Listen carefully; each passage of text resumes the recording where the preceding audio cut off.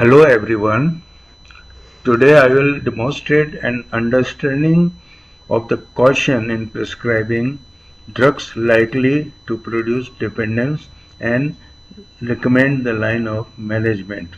Now this competency PH 5.5 is also related to other two competencies in pharmacology, and these are PH 1.22 related to drug abuse and PH 1.23 the process and mechanism of drug de-addiction.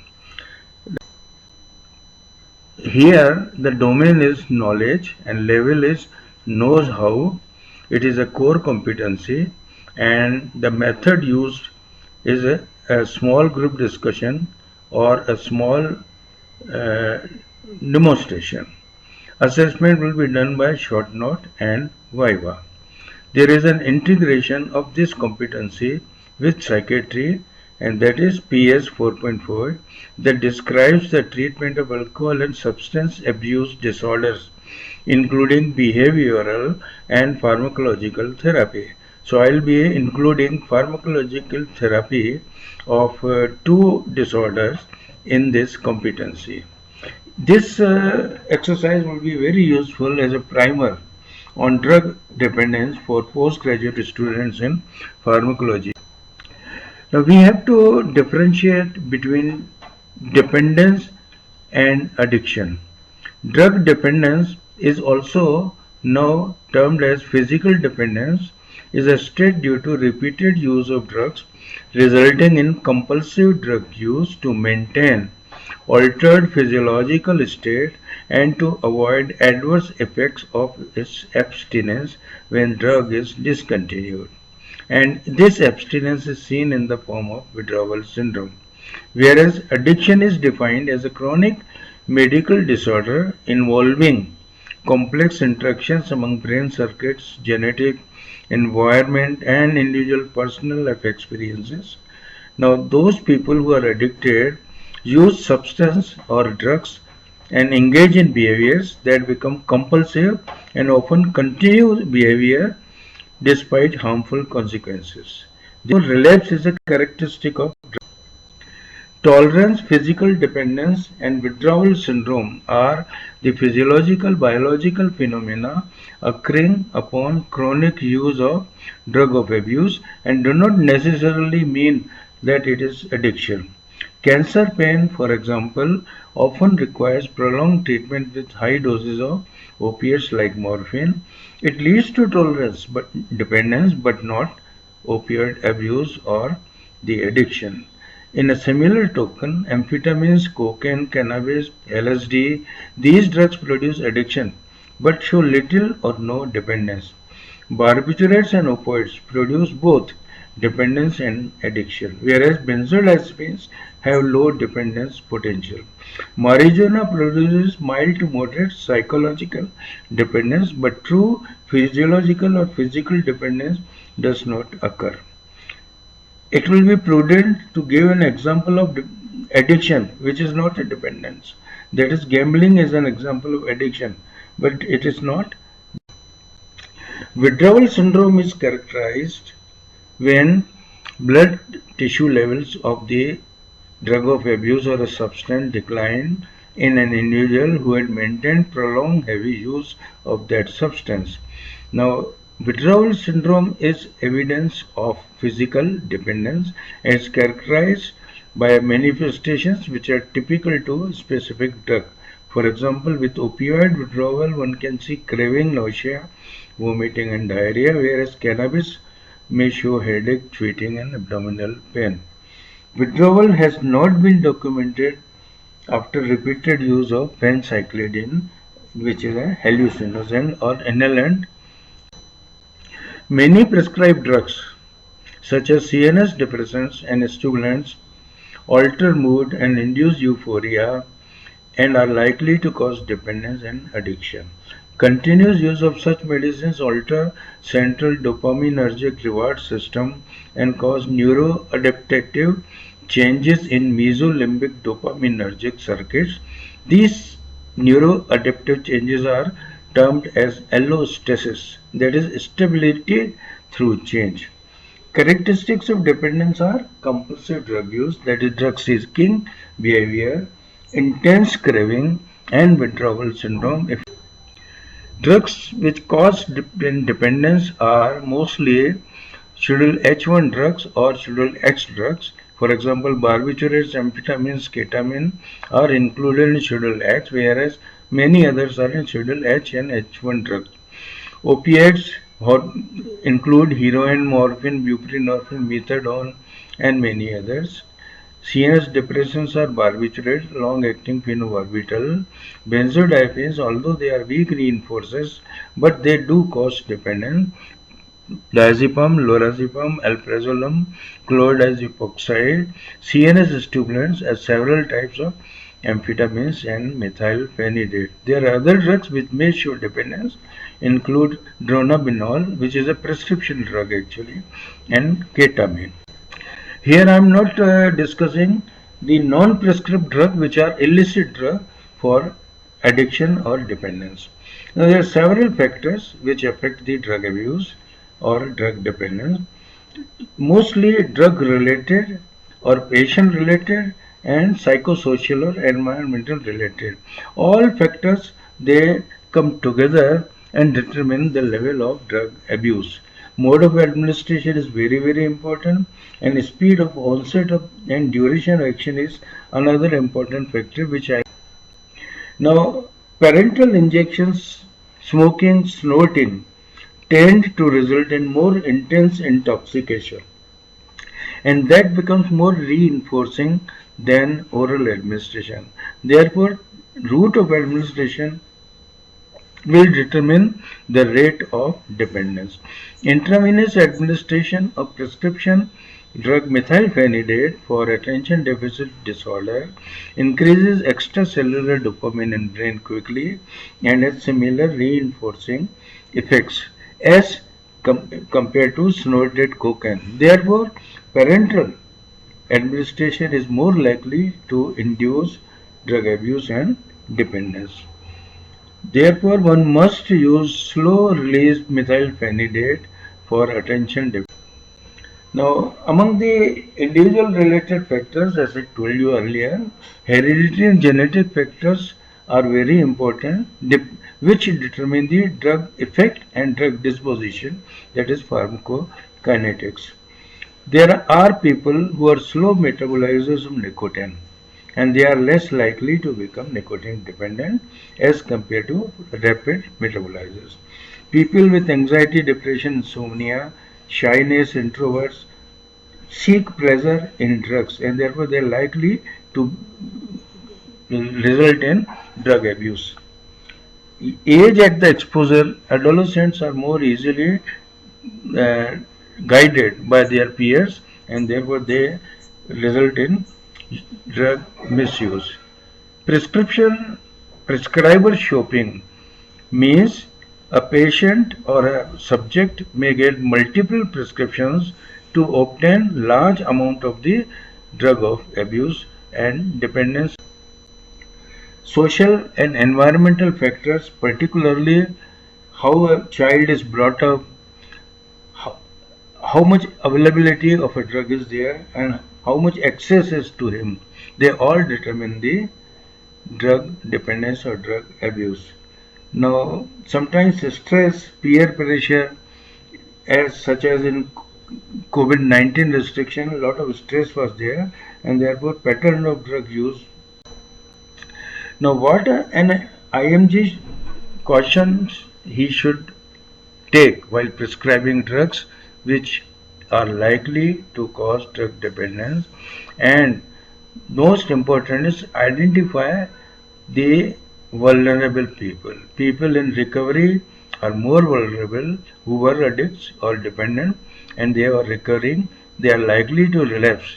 Therefore, they, whenever they are presented with cues associated with drug taking, they easily succumb and therefore restart or result in drug intake, drug dependence. Alcohol, tobacco use, emotional instability, those who have access to drug, peer groups, which discuss drugs and pressurize, and lack of family bonding and values, poor social support. All are predisposing factors. Now, what question an IMG should observe while prescribing such drugs? Number one most important is restrict prescription use of such drugs and choose alternatives.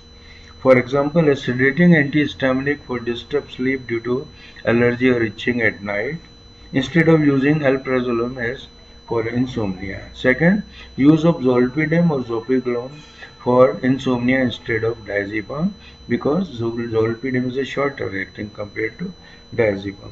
If insomnia is due to pain, an appropriate analgesic muscle relaxant will provide better relief than using an opiate, fentanyl or buprenorphine. Codeine should be avoided as cough suppressant because it has addiction potential. WHO analgesic ladder must be used for pain management in intractable pains or in cancer pains. I will discuss that later on. And do not recommend or prescribe drug of abuse or drugs liable to cause dependence on teleconsultation. That's most important thing.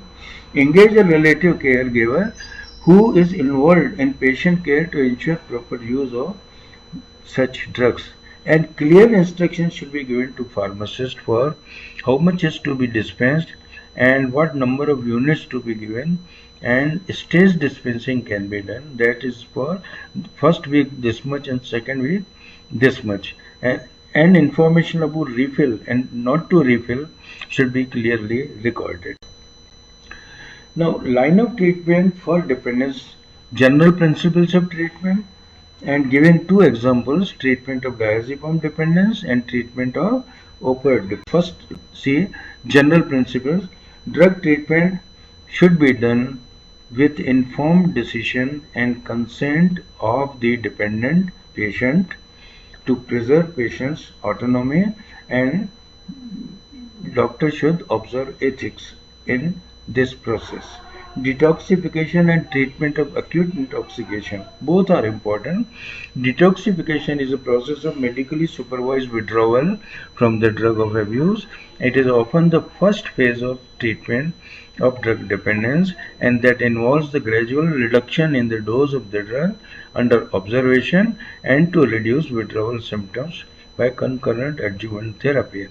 Treatment of withdrawal syndrome is also important and depends on the drug. Drug-specific withdrawal syndromes do occur. And thereafter, drugs are used to maintain remission or prevent relapse and craving. And that is very, very important. This also includes psychotherapy. General measures. Now, drugs may be used as a replacement therapy, for example, nicotine for chronic smoking. Drugs may be used as substitution therapy, methadone for opiate addiction. Drugs may be used as blockers or blocking therapy, naltrexone.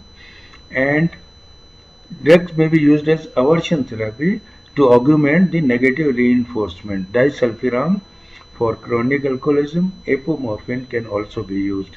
Adjuvant therapy is needed. Now, general principle also include use of no drug treatment, that is non-drug treatment. Among that includes psychotherapy. Motivation plays key role. Counseling also plays important role, and cognitive behavioral therapy is a structured therapy that produces positive results. Involvement of self-help groups like Alcohol Anonymous, here Narcotic Anonymous, can be very helpful in finding out these solutions which are disturbing otherwise psychologically. Meditation, joining a satsang, that will also help in maintaining remission. Social and family support, occupational therapy, rehabilitation is also very important, and government initiatives are there. There are de-addiction centers for remission, maintenance and de-addiction. Their rehabilitation therapy also. Non-pharmacological measures to reduce craving include 5 Ds. Delay use of substance when craving starts. Willpower. Drink water instead. Distract yourself, engage yourself in other activities, discuss with friends, that is, for example, narcotic anonymous or peers, doctor or nurse, and deep breathing exercise as a diversion therapy. It reduces anxiety and distress. Anti-craving drugs are also available. Bupropion for chronic smokers, naltrexone for opiate dependence, acamprosate and topiramate in chronic alcoholism, aripiprazole and atypical antipsychotics and many others are used as anti-craving agents in chronic alcoholism nowadays. Now I'll give you an example of benzodiazepine dependence. Diazepam, lorazepam, nitrazepam are long-acting agents with dependence potential. Continued use causes pharmacodynamic tolerance to sedative but not usually to anti-anxiety actions and is due to down-regulation of GABA benzodiazepine receptor complexes. There is a cross tolerance with alcoholics. Low dependence liability is there with benzodiazepines compared to barbiturates. Initially, psychological dependence there, and then it becomes physiological dependence or physical dependence in higher doses, which can lead to withdrawal syndrome if it is stopped abruptly. Actually, when person is taking very high dose, abrupt cessation can cause convulsions. And when longer use of benzodiazepines done, then cognitive decline and falls occur, particularly in aged or elderly. Sometimes non-benzodiazepines, these Z drugs also cause some degree of tolerance when taken for a long time. It has been found that zopiclone and S-zopiclone causes minimum tolerance in 6 months, zalipilone causes minimum tolerance in 5 weeks, but they do cause less dependence as compared to benzodiazepines. Even abrupt withdrawal of zolpidem, zalipilone and zopiclone may come of low intensity. Clinical manifestations of benzodiazepine withdrawals are very many, but mostly they are psychological and neuromuscular, and others are GIT. A variety of symptoms and signs can be seen, which include perceptual distortions, distortion of body image, depression, dysphoria, abnormal senses, dizziness, visual disturbances, tinnitus, confusion, disorientation, sometimes rebound insomnia, anxiety, irritability, poor memory and concentration. And later on it may cause grand mal seizures about 1 to 12 days after discontinuation. Headache, delirium, palpitation, sweating all occur with benzodiazepine. The BNF provides a suggested protocol for withdrawal from long-term use of benzodiazepine, and they suggest reducing daily dose by 1 to 2 milligram every 2 to 4 weeks. So a protected withdrawal or tapering is suggested. Another way is switching from short acting to long acting. If somebody is taking a shorter acting drug, then a longer acting like diazepam can be given in equivalent doses. Equivalent doses can easily be calculated. Gradual tapering depends on case to case after patient is stabilized with diazepam, and then simultaneously cognitive behavioral therapy can also be initiated. Anxiety and stress can be reduced by meditation and exercise. Sometimes anticonvulsant like carbamazepine is required. Flumazenil may induce rapid withdrawal, but it has to be done under. Here is the equivalent dose, that is diazepam 5 milligram is equivalent to alprazolam 0.5, triazolam 0.25, nitrazepam 5 milligram, clonazepam 10 milligram, zolpidem 10 milligram. So when substitution is done, then diazepam dose can be calculated from this table, and patient can be substituted on diazepam, then followed by gradual withdrawal over a period of 10. Precautions in prescribing benzodiazepines are many. Lowest effective dose for shortest possible time, not more than 2 to 4 weeks, because longer use will result in physical dependence. Insomnia may require intermittent BDZ, not for more than 1 week at a time. And it is better to use non-benzodiazepine hypnotics, zolpidem, zolpidem, because they are better. Zolpidem can be given for sleep onset insomnia, and patients should be informed about the reduced alertness and caution in driving and machine working if these medicines are used during daytime because of night shift workers. Explain to the patient as to why short-term treatment is needed. Even a brief discussion on the reason for short-term produces very positive results and reduces dependence liability. Avoid abrupt stopping because life-threatening withdrawal can occur, resulting in seizures. Always plan a gradual tapering to avoid withdrawal, and when withdrawal symptoms are occurring, dose adjustments need to be done. Benzodiazepine dependence is more likely in patients with a previous history of alcohol intake, so that becomes the vulnerable group, and do not prescribe on patient's demand. Never succumb to patient pressure that he needs benzodiazepine and doctor. Now the second example is for opioids. Now, and as a doctor, one should be well versed with the opioid prescribing regulations in country which vary from country to country. The opioid prescription should include documented informed consent and a treatment agreement which addresses two all possible information regarding drug, that is drug interaction, tolerance, physical dependence, side effects, effect on the driving and motor skills, limited evidence of long-term benefit, risk benefit, propensity to relapse, and signs symptoms overdose withdrawal. Specialists should manage withdrawal. All these points should be discussed beforehand before starting withdrawing or prescribing opioid. Now, the prudent use of opioids starts with the one very important thing. If non-opioids fail, then use opioid, otherwise don't. If opioids are chosen, then start with the short-acting opioid of low efficacy opioid. Then start with the lowest possible dose and then titrate to achieve desired effect. Discuss need for periodic assessment and reassess risk benefit with every dose increment. Instruct patient to recognize signs symptoms of adverse effects, particularly respiratory depression. IMG should also have knowledge about equi-analgesic doses, which are called as milligram morphine equivalents, and the cross tolerance among the various opioids. Appropriate use of intermittent intermediate release opioids over long acting opioids is found to be less addictive and less dependent potential. Taper opioid dose whenever desired effects are obtained and whenever it is possible.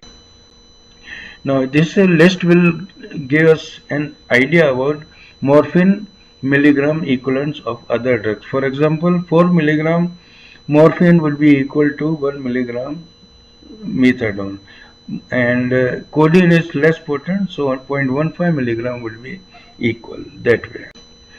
Now, cautions in prescribing opioids. Strategy to reduce abuse potential. For example, when opioid is needed, use pentazocine, meperidine,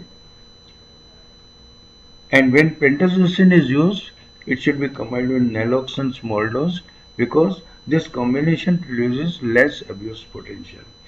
Another strategy is those who are on cancer pain, opioid rotation is done, morphine, buprenorphine, fentanyl. The idea is, although all of them act on morphine receptors, but their ability, binding ability and affinity and efficacy varies. Therefore, this can also reduce the abuse potential. Use alternative analgesics for pains. For example, neuropathic pain may require antidepressant, pregabalin, amitriptyline instead of opioids directly, and always use analgesic letter suggested by WHO for the treatment of intractable pain or cancer. And one example of a ladder is this. There are 3 steps in this ladder, and always begin with step 1. Then if it fails, then go for step 2, and when it fails, then go for step 3.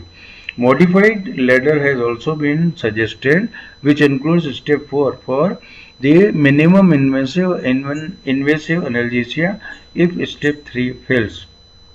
Invasive anesthesia means, for example, epidural morphine injection. The crux is that use opiates for pain relief by the clock, by the mouth, and by the ladder. So, not by parenteral route, regular use, and start with non-opioid, then go to weak opioids, and then finally go to potent opioids. That is the rule which must be. Now, step 1 drugs are mostly non-steroidal and anti-inflammatory drugs along with adjuvants. Step 2 drugs are weak opioids, hydrocodone, codeine, tramadol, with or without NCRs and adjuvants. Step 3 is use of potent opioids such as morphine, methadone, fentanyl, oxycodone, buprenorphine, tapentadol, with or without NCRs and with adjuvants. And step 4 is invasive, that is the, for example, some intrathecal or subdural injection. Adjuvants include duloxetine, pregabalin, lidocaine patch for local pain, or capsaicin cream locally, that also by stimulating substance P receptors has a analgesic. Now, if there is an opiate withdrawal, it is characterized by several usual and unusual features. Onset is 6 to 12 hours and duration may be not much but 72 to 84 hours. And protracted withdrawal can also occur, that is manifested as anxiety, insomnia, and continued drug craving. Heroin withdrawal lasts 5 to 10 days. Methadone will last longer because of longer half-life. Usual manifestations can also be seen in the form of pupillary dilatation, sweating, piloerection, tachycardia, vomiting, diarrhea, yawning, fever, changes in the pupil size, and respiration. Now, there are various scales to measure opioid withdrawal severity. Subjective scales are there, objective scales are there. Clinical opiate withdrawal scale measures severity in mild, moderate, moderate to severe, and severe withdrawal categories when the counts or scores are 5 to 12. Or what is the treatment of withdrawal and dependence of opiates?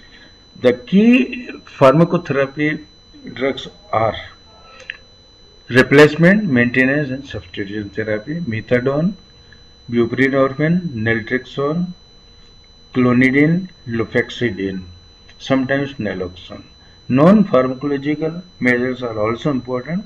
Education, motivation, self-help, cognitive behavior therapy, and narcotic anonymous, which uses 12-step.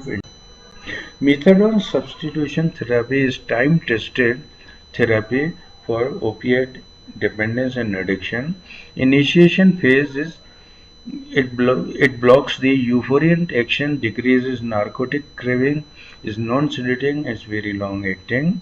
The dose is 20 to 30 milligram, which is adjusted to a maximum 60 to 120 milligram initially under supervision. Maintenance phase starts 6 weeks after initiation and may last for many years, very long time also. Then tapering phase can be done over a period of weeks to months, and dose decrement should not be more than 10 to 20% every 1 or 2 days over 2 to 3 weeks or longer time. Methadone adherence rate is high as compared to buprenorphine and has a lower cost. And the only problem is methadone long-term use may prolong QT interval, so propensity to arrhythmias.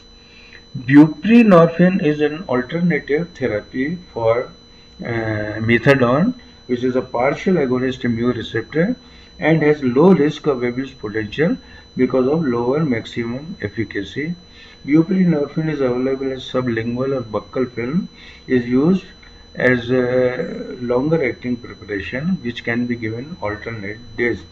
Initiation is done with a small dose 2 milligram and maximum achieved is 8 milligram every 2 hours total, as early as possible, 7 days for short-acting heroin, and continued for 8 weeks for patients to stabilize. So, initiation and stabilization is easy with it.